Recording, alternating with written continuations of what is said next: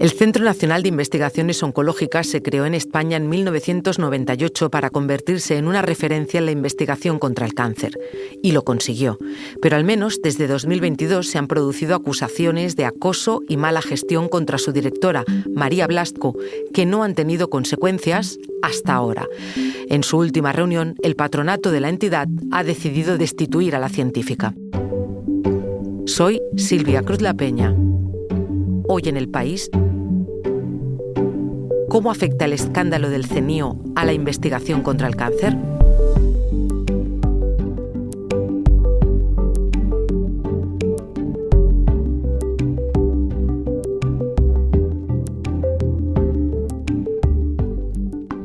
Hola, Nuño. Hola. Nuño Domínguez es compañero de la sección de Ciencia en El País. Nuño, antes de entrar en el caso concreto que nos ocupa hoy, recuérdame, por favor, ¿qué es el CNIO? El CNIO es el Centro Nacional de Investigaciones Oncológicas. Es el principal centro de investigación del cáncer de España y, por dar una pincelada rápida, fue creado en el 1998 con la idea de darle una estructura que le permitiese ser más flexible, es decir, que pudiese tener una principal vía de financiación pública, pero que también pudiese tener otras vías de financiación privada, convenios con empresas, con farmacéuticas, etc. Y al comienzo de su andadura fue un centro muy prestigioso que consiguió atraer a científicos no solo muy buenos en el nivel nacional, sino también científicos de fuera que venían al CNIO y eran prueba del prestigio que tenía, ¿no? Está claro que es un centro de prestigio, pero hablemos de dinero, Nuño. ¿Qué presupuesto tiene para hacer esa investigación de alto nivel? Depende con qué lo compares, pero a nivel nacional el CNIO es un transatlántico de la investigación en cáncer. Es posiblemente el centro de cáncer que más dinero público recibe unos 22 millones anuales por parte del Estado, pero es que además el presupuesto total que maneja cada año es de unos 40 millones de euros. Esto comparado con otros centros similares es bastante mayor. Y sin embargo, por lo que te llevo leyendo estos días, en el centro hay una falta de recursos evidente. Desde 2022, los científicos del CNIO se llevaban quejando tanto a la dirección, a María Blasco, a la gerencia, como al Ministerio de Ciencia, de que de los 4 microscopios confocales que tenían solo funcionaba ya uno y que además estaban tan obsoletos que no se podían reparar. Básicamente había que tirarlos. ¿Qué es un microscopio confocal? Es una herramienta básica de investigación. Sirve para analizar, por ejemplo, tejidos cancerosos, hacer observaciones básicas que utilizan, por así decirlo, casi todos los grupos de investigación del CNIO, que se dedican a terrenos especializados, ¿no? Pues hay un grupo especialista en metástasis, otro en cáncer de cerebro, otros en otros aspectos biomoleculares del cáncer, y muchos de ellos necesitan pasar por el microscopio confocal para hacer sus investigaciones. ¿Cuál era la situación? Que, claro, había tal cuello de botella que algunos investigadores me decían que se tenían que ir a otros centros del CSIC para usar los microscopios confocales tenían que pedir tiempo allí para utilizarlos porque en el CNIO no podían. Y ese no era el único problema, ¿verdad? No, el problema del CNIO es que desde que se ha fundado, muchas de las infraestructuras no se han renovado. Tiene un animalario con decenas de miles de ratones que se utilizan para investigación y desde hace tiempo tiene un sistema de limpieza de las jaulas automático que se ha estropeado, con lo cual ha habido que meter un equipo de limpieza que no es tan eficiente como el sistema automático y que es un poco más lento, y en el animalario ya ha habido problemas desde hace años de infecciones en los ratones, y infecciones en los ratones quiere decir que las investigaciones que tú estás intentando sacar adelante pueden no salir porque el ratón tiene una infección o porque los ratones no están en perfectas condiciones para hacer un estudio científico con ellos. Y de todo esto, que podemos decir que es casi de infraestructura, los trabajadores culpan a María Blasco, ¿no? Sí, los 23 jefes científicos y otros 60 empleados de todos los escalafones del CNIO que han apoyado esta petición culpaban a la dirección, a María Blasco, de ser responsable, porque ella es la que establece un poco las estrategias científicas del centro y también las prioridades, ¿no? ¿Qué se compra cada año? ¿Qué necesidades tiene el centro? Así que, como este problema existe desde 2022 y no se ha solucionado, sino que se ha empeorado, pues responsabilizan a María Blasco de una mala gestión, ¿no? Y en esa mala gestión y en lo que se gasta el dinero, precisamente hay un tema un poquito polémico que tiene que ver con el arte. Explícamelo. Esto es un programa llamado CNIO Arte que crea María Blasco en 2018. Es un proyecto para que el CENIO promueva la creación de obras artísticas en las que el artista está en contacto con científicos y con determinados temas, ¿no? Puede ser la lucha contra la malaria en África, puede ser el deshielo del Ártico, y que además incluía viajes a los que en ocasiones viajaba la propia Blasco. El asunto es que era una idea para intentar generar más donaciones al CENIO para dedicarlas a investigación del cáncer. Según un informe de transparencia, este programa ha tenido un coste entre personal y la propia producción y adquisición de obras de arte de unos 800.000 euros, que al final se quedaba el CENIO con la esperanza de venderlas a más precio del que las adquirió para generar ingresos y dedicarlos a investigación. El asunto es que ha costado ese dinero que os acabo de decir, pero ha generado unos ingresos de unos 13.000 euros. Ha vendido muy pocas obras. Entonces, este programa se ha criticado mucho y quedó paralizado, porque hay muchas dudas sobre la forma en la que se ha gestionado. Y sin embargo, María Blasco, si no me equivoco, Nuño, cuando se le pregunta por la gestión del dinero en el arte y fuera del arte, ella dice que no es su competencia. ¿No lo es? Sí, este es un asunto delicado porque hay en el CENIO dos directores, ¿no? Está la directora científica, que se encarga de la estrategia científica del centro y de establecer las prioridades, también diciendo pues a quién sugiere que se contrate, qué instrumentos o qué instalaciones hay que renovar primero, etc. Pero al final el que gestiona o el que lleva a cabo legalmente todas esas prioridades es el gerente. El gerente es un gestor, es un ejecutor de órdenes de la dirección científica.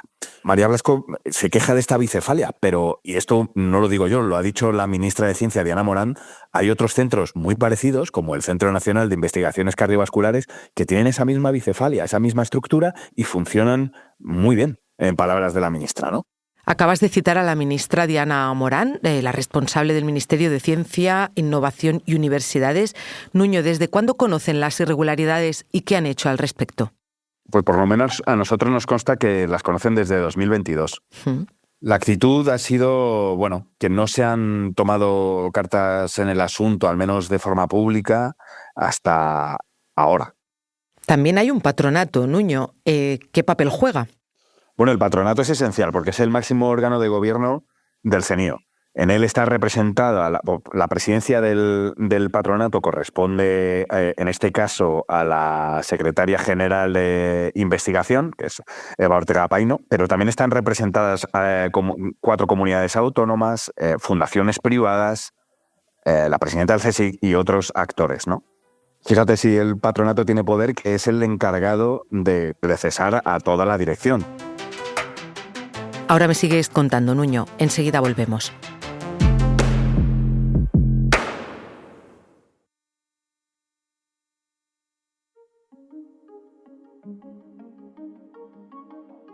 Estoy hablando hoy con Nuño Domínguez sobre la situación del CENIO, el Centro Nacional de Investigaciones Oncológicas, pero Nuño, me gustaría que ampliáramos un poco el foco porque me has dicho que el CENIO se creó precisamente para ser una referencia y me gustaría saber cómo crees que afecta esto a la investigación contra el cáncer en general. Buena pregunta. La verdad es que no sabría cómo responderte de una forma corta. No sé si afecta mucho a la investigación en cáncer. Lo que sí que afecta, obviamente, es a la imagen del mayor centro de investigación del cáncer de España. Y ahí trabajan más de 400 personas, científicos que están dando lo mejor que tienen para sacar adelante sus investigaciones. Y a mí me consta porque en periodos normales de mi vida me dedico a escribir sobre las investigaciones espectaculares que hacen algunos científicos del CENIO. Sí. Así que tal vez uno de los impactos es, y ya no solo en la investigación en cáncer, estos casos de acoso, de insultos, de presiones, de abusos de poder en centros de investigación han estado relativamente poco presentes en la agenda informativa porque no se suelen denunciar. Es muy difícil denunciar a tus jefes de los que depende tu carrera científica, ¿no? Y esta, desde luego, es la primera vez que en un centro de esta envergadura se empieza a hablar más o menos claramente de este tipo de acciones, ¿no? Nuño, has introducido el tema del acoso laboral. Explícame en qué ha consistido en este caso.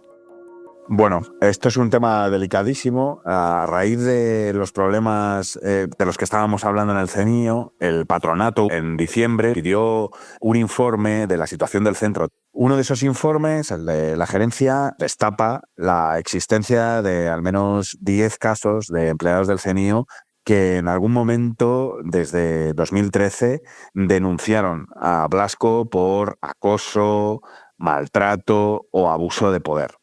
Cuando decimos denuncias, quiere decir que lo ponen en conocimiento de la gerencia, que es el primer paso, ¿no? De decir, oye, estoy sufriendo esto, te lo hago saber.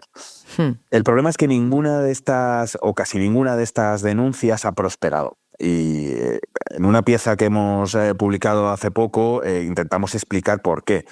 Hasta que entró en vigor el protocolo contra el acoso, que ahora está vigente en el CENIO, que entró en vigor en 2023, Sí. las denuncias de acoso debían pasar por un comité en el que estaba presente María Blasco, también estaba otra persona que era cercana o dependía de ella directamente y otro investigador. Entonces, la persona que denunciaba tenía que pasar por ese comité, ¿no? Y hacer pública su denuncia. Esto suponía, claro, un grave problema para las personas cuya carrera científica dependía también de que María Blasco la recomendase o no, ¿no? Entonces, muchas de estas personas acababan retirando la denuncia o denuncias acababan por no prosperar. Sí que ha habido alguna reciente a partir de 2023 que sí ha prosperado y, aunque no ha habido una sentencia firme o una declaración rotunda de que María Blasco ha acosado a nadie, sí que ha habido un posible abuso de poder, al menos en un caso, como nosotros también contamos. Lo siguiente es que hemos conseguido, después de mucho intentarlo, hablar con algunas de las personas que en algún momento han denunciado acoso en el CENIO. Y nos hemos sorprendido del miedo, terror incluso, que siguen sintiendo hacia María Blasco y las posibles represalias que puedan sufrir. ¿Y eso ha afectado algo que me contabas antes, que el CENIO era un centro de referencia en el que querían trabajar los mejores investigadores? ¿Está costando atraer talento? Esto es uno de los factores, tal vez. Lo cierto es que el CENIO es bueno todavía atrayendo a investigadores en un periodo de su carrera más joven, ¿no? El problema es que ha perdido investigadores muy senior, investigadores que eran muy potentes y reconocidos a nivel internacional. Esto quiere decir que los fondos públicos de investigación que eran capaces de captar estos investigadores, como Alfonso Valencia, hace más tiempo Erwin Wagner, Manuel Serrano, se han ido con ellos. Y los investigadores que están llegando ahora no tienen tanta capacidad de captar tantos fondos. Y eso es uno de los graves problemas. Por ejemplo, hay una plaza de jefe de programa del cáncer en el CENIO, que es una de las más importantes del centro, que lleva sin poder cubrirse desde 2020. Yeah. En parte porque los pocos candidatos que ha habido se han acabado yendo o no han decidido no ir y porque parece que no llegan nuevos candidatos. Nuño, ¿tú dirías que ha disfrutado Blasco de una protección especial o privilegiada todo este tiempo o se están cargando demasiado las tintas contra ella? ¿Cuál es tu valoración? Pues yo creo que es que María Blasco la nombraron directora y simplemente ha seguido siendo directora. Y esto quiere decir una cosa muy importante, que no solo aplica al CENIO, aplica a muchísimos centros de investigación de élite de España, que no está determinado por cuánto dura el mandato de un director o una directora. Yeah. Es decir, el mandato se va renovando cada 5 años, pero nadie dice que una persona no pueda estar 10, 15, 20 años al frente de un centro de investigación puntero. Sin embargo, hay muchos expertos que te dicen, hombre, lo ideal es que un director no se eternice, ¿no? Como si fuera un monarca. Así que realmente María Blasco en este sentido no ha hecho nada que no hayan hecho otros directores antes. Es decir, ella la han nombrado directora y ha seguido al frente del CENIO porque tampoco nadie hasta este momento ha puesto en tela de juicio si tiene o no que seguir al frente de este centro. Nuño, para acabar, si te parece, me has hablado de talento, de que el CENIO sigue teniéndolo. Me has hablado de investigaciones punteras. A mí me gustaría que acabáramos precisamente con la labor científica que hace este centro. Recuérdame, explícame algo que pueda entender sobre lo que hacen en este centro de investigación. Hacen cosas alucinantes, la verdad. Y una de ellas, relativamente reciente, la hablamos aquí en otro podcast, y era un asunto muy complejo, pero muy útil o muy importante, que es estudiar todas las aberraciones genéticas que pueden suceder dentro de una célula de cáncer, es decir, y dentro de un tumor, y comprobar cómo esas aberraciones genéticas son diferentes entre un tumor y otro, entre una persona y otra, y entre una célula de cáncer y otra dentro del mismo tumor. Es decir, están abriendo las puertas de la inmensa complejidad del cáncer y están empezando a tener la capacidad de entender un libro en el que hasta ahora se comprendía muy poco, porque eran frases totalmente incongruentes. Gracias a las investigaciones que hace el CNIO, estamos empezando a entender la complejidad genómica del cáncer. Recuerdo ese episodio, Nuño, y ojalá que la próxima vez que hablemos sea para hablar de eso, de ciencia. Pues yo también lo espero, la verdad. Gracias. Gracias a ti, Silvia.